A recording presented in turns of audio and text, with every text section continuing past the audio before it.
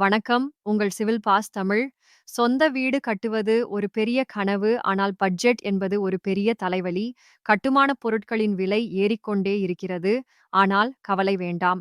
தரத்தில் சமரசம் செய்யாமல் உங்கள் பணத்தை புத்திசாலித்தனமாகச் சேமிக்க 10 சூப்பரான டிப்ஸ்களை இன்று நான் உங்களுக்குச் சொல்லப் போகிறேன். பணத்தைச் சேமிக்க முதல் வழி கச்சிதமான திட்டமிடல்.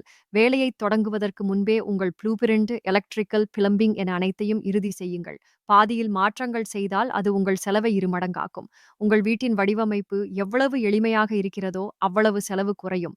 நிறைய வளைவுகள், மூலைகள் கொண்ட டிசைனை விட ஒரு சதுரமான அல்லது செவ்வகமான வடிவமைப்பு மெட்டீரியல் மற்றும் லேபர் செலவை கணிசமாக குறைக்கும். மலிவான பொருட்களை வாங்குவது சேமிப்பு அல்ல. புத்திசாலித்தனமான பொருட்களை தேர்ந்தெடுங்கள். உதாரணமாக, செங்கல்லுக்கு பதிலாக ஏசி பிளாக்ஸ் பயன்படுத்தினால் கட்டிடத்தின் எடை குறைந்து ஸ்டீல் செலவு குறையும். மேலும் பூச்சு செலவும் எதிர்கால கரண்ட் பில்லும் குறையும். அனுபவம் இல்லாத அல்லது மலிவான கான்ட்ராக்டரை தேர்ந்தெடுத்தால் அவர்கள் செய்யும் தவறுகளை சரி செய்யவே உங்கள் பணம் காலியாகிவிடும்.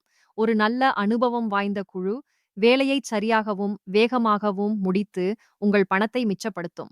உங்களுக்கு நேரமும் கொஞ்சம் அறிவும் இருந்தால் சிமெண்ட், கம்பி போன்ற முக்கிய பொருட்களை நீங்களே நேரடியாக மொத்த வியாபாரிகளிடமிருந்து வாங்குங்கள். இது கான்ட்ராக்டரின் கமிஷன் அல்லது லாபத்தை குறைத்து உங்களுக்கு பணத்தை மிச்சப்படுத்தும். தொலைவிலிருந்து பொருட்களை கொண்டு வர போக்குவரத்து செலவு அதிகமாகும். உங்கள் ஊருக்கு அருகிலேயே கிடைக்கும் கருங்கல், செங்கல், மணல் போன்ற உள்ளூர் பொருட்களை பயன்படுத்துவது செலவை குறைக்கும் சிறந்த வழி. கிச்சன், பாத்ரூம் மற்றும் வாஷ் ஏரியா போன்ற ஈரமான இடங்களை அருகருகே இருக்குமாறு பிளான் செய்யுங்கள். இது நீளமான குழாய்கள் போடுவதை தவிர்த்து பிளம்பிங் செலவை வெகுவாக குறைக்கும். மரத்தாலான கதவுகள் மற்றும் ஜன்னல்கள் விலை அதிகம்.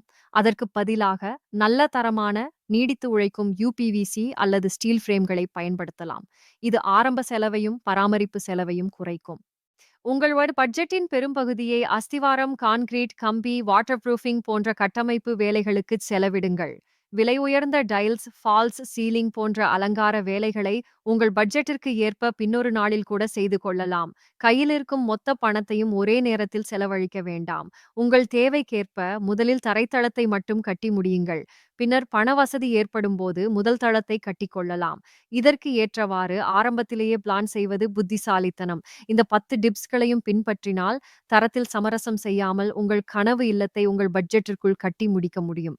இந்த வீடியோ பயனுள்ளதாக இருந்தால் லைக் செய்து உங்கள் நண்பர்களுக்கு ஷேர் செய்யுங்கள். சிவில் பாஸ் தமிழ் சேனலுக்கு சப்ஸ்கிரைப் செய்யுங்கள்.